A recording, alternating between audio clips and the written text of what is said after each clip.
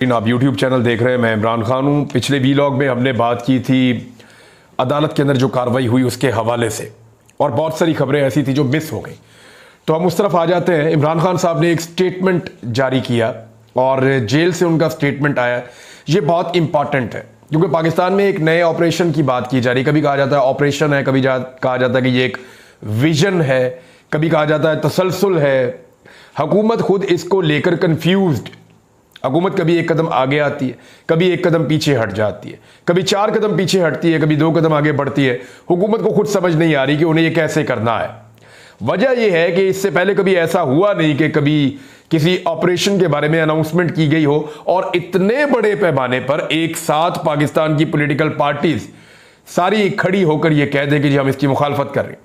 क्योंकि ऑपरेशन पाकिस्तान में जो हुए हैं उनसे ऐसा लगता है कि पाकिस्तानी बहुत डर गए हैं और पॉलिटिकल पार्टीज ये जानती हैं कि इस वक्त अगर एक ऑपरेशन हुआ और उसकी हमायत की तो उसके पब्लिक के अंदर नताइज होंगे, यानी पॉपुलैरिटी के मामलात में या दीगर मामलात में। इमरान खान साहब का पैगाम जो है वो इस वक्त बहुत इंपॉर्टेंट है क्योंकि देखें, अगर किसी एक आदमी की कॉन्सेंट के साथ मुल्क में ऑपरेशन हो सकता है या उस आदमी की कॉन्सेंट सबसे ज्यादा अहमियत रखती है तो वो पाकिस्तान तहरीक इंसाफ के चेयरमैन, साबिक चेयरमैन है, बानी चेयरमैन इमरान खान साहब है। क्योंकि साबिक वज़ीर-ए-आज़म इमरान खान के पास इस वक्त पाकिस्तान में सबसे बड़ी अक्सरियत है और न सिर्फ पार्लियामान में है बल्कि इसके अलावा उनके पास मकबूलियत भी सबसे ज्यादा है। जिसको आप पॉलिटिकल कैपिटल कहते हैं वो भी इमरान खान साहब का सबसे ज्यादा है। तो वो मुश्किल फैसले भी कर सकते हैं। लेकिन इमरान खान साहब का बड़ा क्लियर स्टेटमेंट है और ये स्टेटमेंट उनका आपका नहीं है। इमरान खान साहब लगभग 2-3 दहाइयों से जब से वो सियासत कर रहे हैं वो हमेशा इसी तरह की बात करते हैं। उन्होंने इसमें क्या कहा, ये रात को स्टेटमेंट आया था 25 जून की रात, और इमरान खान साहब ने अटियाला जेल से खुसूसी पैगाम भेजा। पाकिस्तान से दहशतगर्दी का खात्मा और अमन व अमान का क़याम हमेशा से तहरीक इंसाफ की पॉलिसी रही है। पाकिस्तान तहरीक इंसाफ की हुकूमत के दौरान दहशतगर्दी में बड़ी कमी आई। हमने खैबर पख्तूनख्वा में पुलिस और CTD के इदारों को मजबूत किया, जिसके नतीजे में खैबर पख्तूनख्वा और उसके बाद पूरे मुल्क में दहशतगर्दी में वाज़े कमी आई। हमने खित्ते में अमन कायम करने की खातिर अफगानिस्तान में पाकिस्तान मुखालिफ अशरफ गनी हुकूमत के साथ बातचीत की, उनको पाकिस्तान आने की दावत दी और क़याम अमन के लिए खुद भी अफगानिस्तान का दौरा किया। क्योंकि पाकिस्तान का जो जितना भी अमन व अमान है वो अफगानिस्तान के साथ लिंक्ड है और पाकिस्तान के 2 जो सूबे हैं जिनमें रकबे के लिहाज से सबसे बड़ा सूबा बलूचिस्तान और सूबा खैबर पख्तूनख्वा, इन दोनों की सरहद जो है वो अफगानिस्तान के साथ लगती भी है। तो अमेरिका के इनखला के बाद अफगानिस्तान में सिविल वार का खदशा था, शदीद खदशा था, जिसे नहायत हिकमत अमली से हैंडल किया गया। टैक्टफुली का वर्ड इमरान खान साहब ने यूज किया। अफगानिस्तान में नई हुकूमत कायम होने के बाद इस हुकूमत के साथ ताल्लुकात कायम करने में उस वक्त के DG ISI general Faiz Hamid का कलीदी किरदार था। खित्ते के हालात को मद्देनजर रखते हुए मेरी हुकूमत की जानिब से फैसला किया गया कि DG ISI को तब्दील ना किया जाए और यही बात जनरल बाजवा को हदायत दी गई, जिस पर वज़ीर-ए-आज़म को बताया गया कि उन्हें तब्दील नहीं किया जाएगा, मगर इसके बावजूद उन्हें तब्दील कर दिया गया। अब इमरान खान साहब ने एक दावा किया है कि जनरल बाजवा को अपने कहा था कि ISI के चीफ को तब्दील नहीं करना क्योंकि अफगानिस्तान के मामला बड़े हसास हैं और वो इस वक्त डील कर रहे हैं, तो अभी ये बनता नहीं है। तो वज़ीर-ए-आज़म को यकीन दिलाया गया कि नहीं तब्दील किया जाएगा और इमरान खान साहब के बकौल यकीन दिलाने के बावजूद तब्दील कर दिया गया, जिसकी वजूहात बाद में सामने आई, जो कि वादे तौर पर जनरल बाजवा और नवाज शरीफ दोनों के दरमियान जनरल बाजवा की मुद्दत मुलाजमत में तोसी यानी एक्सटेंशन को लेकर की जाने वाली डील थी। यानी इमरान खान साहब ने आज वजाहत के साथ कहा, यही बात ख्वाजा आसिफ ने भी की है कि जनरल बाजवा हमारे साथ डीलें कर रहे थे, और यही बात जो है वो इरफान सदीकी साहब ने भी की है कि जनरल बाजवा एक्सटेंशन मांगते थे, मार्शल लॉ की धमकी लगाते थे। यही बात ख्वाजा आसिफ ने की कि जनरल बाजवा एक्सटेंशन के बदले में मुख्तलिफ ऑफर्स करते थे। यही बात मोहम्मद जुबैर ने भी की कि जनरल बाजवा नवाज शरीफ के साथ लगातार राब्ते में थे। तो इमरान खान साहब ने उसको आगे बढ़ाया। उन्हें कहा डील थी एक्सटेंशन के लिए जनरल बाजवा की। बाद के वाकयात ने यह साबित किया कि जनरल बाजवा ने महज अपने जाती फायदे के लिए मुल्क का बेहद नुकसान किया। ISI जिसने मुल्क को दहशतगर्दी से बचाना था उसे दहशतगर्दी के इंसदाद से हटाकर, यानी दहशतगर्दी को रोकने से हटाकर तहरीक इंसाफ को कुचलने पर लगा दिया गया। इसी तरह पीडीएम हुकूमत के वजीर खारजा ने पूरी दुनिया का चक्कर लगाया, लेकिन अफगानिस्तान नहीं गया, क्योंकि इन लोगों को पाकिस्तान के अमन, हमारे लोगों के जानो माल और हमारे सिक्योरिटी इदारों की कतन कोई परवाह ना थी। आज भी इनके पास दहशतगर्दी का मुकाबला करने के लिए कोई वाज़ेह हिकमत अमली मौजूद नहीं है, जिसकी वजह से एक मरतबा फिर मुल्क को कौम नुकसान उठा रहे हैं। पाकिस्तान तहरीक इंसाफ ने अपने दौर में रियासत के इदारों को सियासत से पाक करके कौमी मफादात के तहफ़्फ़ुज़ को अव्वलीन तरजीह बनाया, तो मुल्की और गैर मुल्की नाकदीन ने हाइब्रिड सिस्टम की इस्तिलाह ईजाद की और हमें हदफ तनकीद बनाया। इमरान खान साहब के दौर में जो फौज और हुकूमत के रिलेशन से सबको पता क्या था, तो उसके ऊपर वो ये कह रहे हैं कि हमें बहुत तनकीद होती थी, हमें हाइब्रिड सिस्टम की एक इस्तिलाह हमारे लिए इस्तेमाल की जाती थी। आज सूरत हाल ये है कि ज़मीर और कलम फरोशों के एक नहायत छोटे से गिरोह के अलावा, यानी बहुत थोड़े से ऐसे सहाफ़ी हैं जो इमरान खान साहब के बकौल बिके हुए हैं, उनके एक छोटे से गिरोह के अलावा माजी में जो लोग हमें हाइब्रिड सिस्टम का ताना देते थे और हम पर तनकीद करते थे, वो भी इस वक्त खुलकर मुल्क पर बदतरीन शख्सी आमरीयत या डिक्टेटरशिप के गलबे की निशानदेही कर रहे हैं। यानी वो लोग जो कल हमें ताने देते थे, आज वो भी खुलकर कह रहे हैं कि जनाब ये जो सिस्टम इस वक्त मुल्क पे चल रहा है, ये आमरीयत है, ये डिक्टेटरशिप है और गलबा हो गया मुल्क पे। पाकिस्तान का मुस्तकबिल अवाम के मैंडेट के एहतराम, अच्छा ये बहुत इंपॉर्टेंट चीज़ है जो इमरान खान साहब ने की। उन्होंने 3 चीज़ें बताई कि ये की जाए तो पाकिस्तान का मुस्तकबिल बेहतर हो सकता है, क्योंकि वो एक बड़ी पॉलिटिकल पार्टी के लीडर है। तो लीडर का जो विजन है वो मैं आपके सामने रख देता हूं। उन्होंने 3 चीज़ों की निशानदेही की। एक, उन्होंने कहा कि अवाम के मैंडेट का एहतराम किया जाए। वो कैसे हो सकता है? यानी जिनकी सीटें उनको दे दी जाए, अवाम के मैंडेट का एहतराम कर दिया जाए, 45 वाले जो फॉर्म जिनके पास असली हैं उनको हुकूमत दी जाए। दूसरा, उन्होंने कहा कानून की हुक्मरानी, कि मुल्क में कानून की हुक्मरानी हो, अगर किसी ने गलत किया तो उसको सजा मिले, जिसने नहीं किया उसको आज़ाद किया जाए। और नंबर 3, सियासत का इस्तेहकाम पाकिस्तान में हो, यानी सियासी नुक्ता नज़र से पाकिस्तान इस्तेहकाम में आए। पाकिस्तान के अंदर जो अदम इस्तेहकाम है, जो सियासी अदम इस्तेहकाम है, वो ख़त्म हो जाए, क्योंकि उसी की वजह से फिर माशी अदम इस्तेहकाम होता है। अपने लोगों के खिलाफ नंगी फस्तायत या लश्कर कशी के जरिए दहशतगर्दी का तदारुक मुमकिन नहीं है, ना ही पाकिस्तान को इस्तेहकाम नसीब होने के इसमें इम्कानात हैं। कौम की मर्जी के बरअक्स फैसले करने और ताकत और बंदूक के जोर पर उन्हें अवाम से मनवाने की कोशिशों ने हमेशा मनफी नताइज पैदा किए हैं। ये नहीं, इमरान खान साहब का बड़ा क्लियर कट मौक़िफ़ आ गया। अच्छा, इसी के ऊपर थोड़ी सी बात कर लेते हैं। एक तो वफाकी काबीना ने ऑपरेशन अज़्म इस्तेहकाम की मंजूरी दे दी।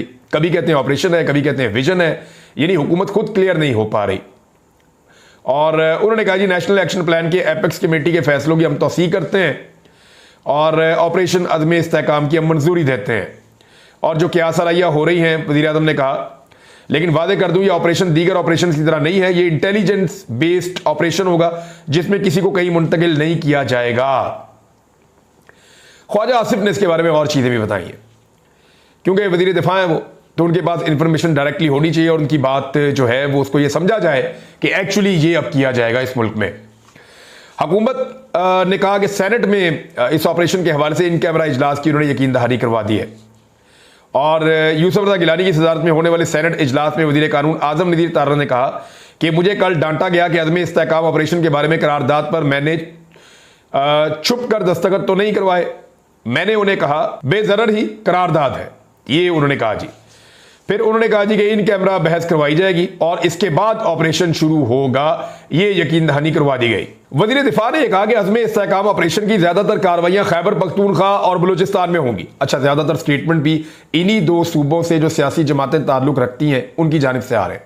फजल रहमान बिल्कुल क्लियर कट इसके खिलाफ खड़े हो गए, ANP क्लियर कट इसके खिलाफ खड़ी हो गई, जमात इस्लामी वो भी खिलाफ आ गई, पाकिस्तान तहरीक इंसाफ वो भी खिलाफ आ गई, महमूद खान अचकजई वो भी खिलाफ आ गए, दीगर जो बलोच पॉलिटिकल पार्टीज हैं वो भी इसके खिलाफ बात करिए। छोटी पार्टीज बाकी जो है उनका मैं नाम नहीं ले रहा, लेकिन ख्वाजा आसिफ ने कहा कि दहशतगर्दी की एक लहर है जो बढ़ी हुई है, लिहाजा इस ऑपरेशन में सबको सपोर्ट करना चाहिए। और वो ये भी कहते हैं कि दहशतगर्दों को माफ़ी देने का फैसला सिविल क़यादत ने पहले किया था, इमरान खान साहब पे इन्होंने डाल दिया। और इसमें कुछ ट्वीट कुछ लोगों ने किए जिसपे फवाद चौधरी साहब ने बड़ी क्लैरिटी के साथ बताया कि एक्चुअली ये प्रॉब्लम आया था जब अफगानिस्तान से अमेरिका का इनखला हुआ, तो अफगान गवर्नमेंट ने कहा था कि आपके जो लोग यहाँ पे ऑपरेशंस की वजह से आ गए थे वो लोग अब पाकिस्तान वापस जाना चाहते हैं, उनमें ज़्यादातर फैमिलीज हैं, ख़वातीन हैं, बच्चे हैं और बूढ़े लोग भी हैं, लेकिन उनके साथ अब मुसल्ला लोग भी थे जो तहरीक तालिबान पाकिस्तान के थे। तो उसमें कुछ तजावीज़ हुकूमत दे रही थी और भी इस पर काम हो रहा था, सिर्फ खवातीन और बच्चों को आने की इजाज़त दी गई थी, तो उस वक्त फवाद चौधरी के बकौल उनकी हुकूमत ही खत्म हो गई। वो इस मामले को अभी देख रहे थे अफगानिस्तान के साथ और बाकी लोगों के साथ अभी इस सारे मामले में एंगेज थे कि हुकूमत खत्म हो गई और फिर मामला पीडीएम पे पड़ गया। पीडीएम ने इस पर तवज्जो नहीं दी, फिर जो हुआ वो आपके सामने है। ये फवाद चौधरी साहब का इस पर मौक़िफ़ है। ख्वाजा आसिफ साहब ने एक तरफ तो वो एक नए ऑपरेशन की अनाउंसमेंट कर रहे हैं, लेकिन जिस वक्त नए ऑपरेशन की अनाउंसमेंट कर रहे हैं उसी वक्त वजीर दिफा कह रहे हैं कि फौज ने डॉलरों के एवज रूस के खिलाफ जंग लड़ी। अमेरिका ने पैसे ऑफर किए तो हमने कहा ये तो पीनट्स हैं, थोड़े हैं। फिर उन्होंने हमारी ज्यादा बोली लगाई तो हमने रूस के खिलाफ जंग में शामिल हो गए। एक तरफ ख्वाजा आसिफ आपका वजीर दिफा एक नए ऑपरेशन की लॉन्च का ऐलान कर रहा है और साथ ये भी बता रहा है कि माजी में हमारी फौज ने अमरीकी डॉलर लेकर ऑपरेशन किए हैं या अमरीकी लड़ाइयों को लड़ा है। तो ये आपका वज़ीर दिफा है। अब आप अंदाजा कर लीजिए कि कितनी संजीदगी के साथ ये इन मामलों को देखना चाहता है। मुगीस अली साहब हैं जी, जर्नलिस्ट, इन्होंने बड़ा अच्छा एक पॉइंट ऑफ व्यू रखा है और एक बड़ा अहम नुक्ता इन्होंने उठाया। इन्होंने कहा कि वफाकी काबीना इजलास के एलामिया में अहम तब्दीली, विजन अज़्म इस्तेहकाम की टर्म का इस्तेमाल और मंजूरी। इससे कबल 22 जून को एपेक्स कमेटी के एलामिये में ऑपरेशन अज़्म इस्तेहकाम का लफ्ज़ इस्तेमाल किया गया था और मंजूरी दी गई थी। काबीना इजलास में मंजूरी लेते वक्त शहबाज शरीफ ने गलत फहमियों पर एतमाद में लिया, वजारतें भी जारी की जा रही है, ये इन्होंने ट्वीट किया। पीपल्स पार्टी ने जैसे कि तवक्को दी, पीपल्स पार्टी और एमक्यूएम ये दोनों पीएमएलएन का साथ देंगी क्योंकि इनकी हुकूमत पाकिस्तान में बनाई गई है और उसमें एस्टेब्लिशमेंट का एक हाथ है, वो सब जानते हैं। तो ये जो 3 जमातों की हुकूमत बनी है इनको तो साथ खड़े होना पड़ेगा हर ऑपरेशन के, लेकिन बाकी जमातों को खड़ा करना जरूरी है जिनके पास अवाम की अक्सरियत की हमायत मौजूद है। पाकिस्तान तहरीक इंसाफ ने कैटेगोरिकली इनकार कर दिया है, यानी इसमें बैरिस्टर गौहर ने मीडिया से बातचीत की, उनके अलावा जो है वो सेक्रेटरी जनरल जो पार्टी के हैं उमर अयूब साहब ने, इन दोनों ने बात की। इन्होंने कहा जी इमरान खान के विजन की रोशनी में तहरीक इंसाफ किसी भी किस्म के मिलिट्री ऑपरेशन को मुस्तरद करती है और शदीद मुखालफत की पाकिस्तान तहरीक इंसाफ ने किसी भी ऑपरेशन की। वो ये कह रहे हैं ये मुल्क इस्तेहकाम के लिए किसी ऑपरेशन का मुतहम्मिल नहीं हो सकता। अली अमीन गंडापुर ने या खैबर पख्तूनख्वा में 2 बड़े फैसले किए गए हैं। पहला फैसला यह है कि एक कबाइल का अमन जरगा बुलाया जाएगा और यह अमन जरगा आज बुलाया जाएगा दोपहर 3 बजे के आसपास का टाइम है। रिंग रोड के करीब, पेशावर रिंग रोड के करीब वहां पे एक जगह है, वहां पे ये अमन जरगा होगा, उसमें सबको दावत दी गई है। तो देखते हैं कि अमन जरगे का नतीजा क्या आता है। और उसके बाद वजीर आला खैबर पख्तूनख्वा ने ऑल पार्टीज कॉन्फ्रेंस बुलाने का भी फैसला किया है। खैबर पख्तूनख्वा की हुकूमत उसको होस्ट करेगी अब तक की इतलात के मुताबिक। तो ऑपरेशन करना उतना आसान नहीं रहेगा इस हुकूमत के लिए जितना माजी में कंसेंसस बन जाता था। दूसरी जानिब पाकिस्तान तहरीक इंसाफ और सुन्नी इत्तेहाद कौंसिल, आप एक ही समझ लें आप, इन्होंने बड़े पैमाने पर एहतजाज का फैसला किया। इनके 172 लोग इकट्ठे हुए और ये वो लोग हैं जिनमें से फार्म 45 वाले तो सारे ही हैं, लेकिन कुछ ऐसे हैं जो जीत कर असेंबली में पहुंच गए और कुछ को जो है वो हरवा दिया गया। तो क्योंकि पाकिस्तान तहरीक इंसाफ का दावा है कि उनके 180 से ज्यादा लोग कामयाब हुए थे, 179 का फिगर तो हमने पहले दिन आपको दिया था जो आगे चल रहे थे, तो उनमें से 172 अराकीन शरीक हुए। रहनुमाओं ने मौक़िफ़ इख्तियार किया कि पार्लिमानी पार्टी मुकम्मल है और उम्मीद जाहिर की कि ट्रिब्यूनल से भी हमारे हक में फैसले आएंगे। तो हम 172 लोग एक्चुअली पार्लियामेंटेरियंस हैं और जब हम असेंबली में पहुंचेंगे हमारे साथ हमारी अगर मखसूस नशिस्तें होंगी तो 2/3 अक्सरियत हम इंजॉय करेंगे, उनको यह लगता है। और उन्होंने एहतजाज का फैसला किया, मुतफ़िका तौर पे फैसला किया कि जाली फार्म 47 वाले किसी उम्मीदवार को तस्लीम नहीं करते और पार्लियामेंट के बाहर और अंदर सख्त एहतजाज का फैसला किया जा रहा है। इमरान खान साहब नाज़रीन इस वक्त जिस एक केस के अंदर मौजूद है ना जेल में, बाकी सारे केसेस में बाहर आ गए हैं, वो है उनकी बीवी के साथ निकाह, यानी अपनी बीवी से शादी करने के मामले में दोनों मियाँ बीवी इस वक्त जेल में। और इसके ऊपर फैसला महफूज हो गया क्योंकि सजा मअतली का और इसके अंदर बाहर आने के लिए इमरान खान साहब को जो सहूलत चाहिए उसका फैसला महफूज हो गया। जितने वकला हैं वो सारे ये कह रहे थे कि इमरान खान के हक में फैसला आएगा। अगर ये महफूज फैसला सुनाया जाता है और इमरान खान साहब के हक में आता है तो फिर उनको किस केस में अंदर रखा जा सकता है, ये बड़ा सवाल है। क्योंकि बुशरा बीबी तो फौरी तौर पर रिहा हो जाएगी, उन पर एक यही केस है।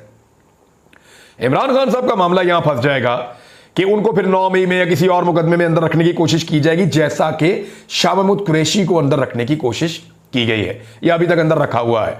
जितने बड़े मुकदमात हैं वो ऑलमोस्ट सारे के सारे खत्म हो गए हैं। अब तो सिर्फ जो है वो हाथी निकल गए और पूंछल रह गई और वो भी निकल जाएगी।